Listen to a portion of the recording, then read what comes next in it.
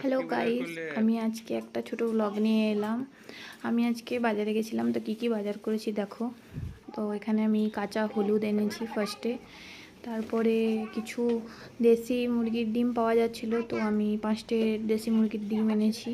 তারপরে কিছু ভালো মূলো পাওয়া যাচ্ছিল, কচি মূলো, তো সেই মূলোগুলো নিলাম। আর এখানে আমার বাবু খুব বদমাশি করছে। তারপরে কচি কচি ছোটো ছোটো বরবটি এনেছি। তারপরে করলা, কিছুটা করলা নিয়েছি। বেগুন এনেছি, কারণ আমাদের ঘরে সবাই বেগুন খেতে খুব ভালোবাসি।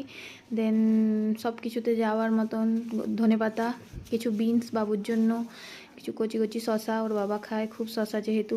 আদা রান্নাতে তো প্রচুর দরকার। তারপরে কিছু ছোট ছোট গাঁঠি কচু, সেগুলোও আমি এনেছি, সেগুলো বের করে নিলাম। তারপরে আজকে এনেছি হচ্ছে গিয়ে কাতলা মাছ, খুব বড় সাইজের কাতলা মাছ ছিল, তার থেকে কাটিয়ে 1 কেজি এনেছি। তো এই দেখো মাছটা খুব ফ্রেশ, একদম তাজা মাছ। তো এই হলো আমার আজকের বাজার, যেটা আমি সকাল সকাল গিয়ে সেরেছি। বাই।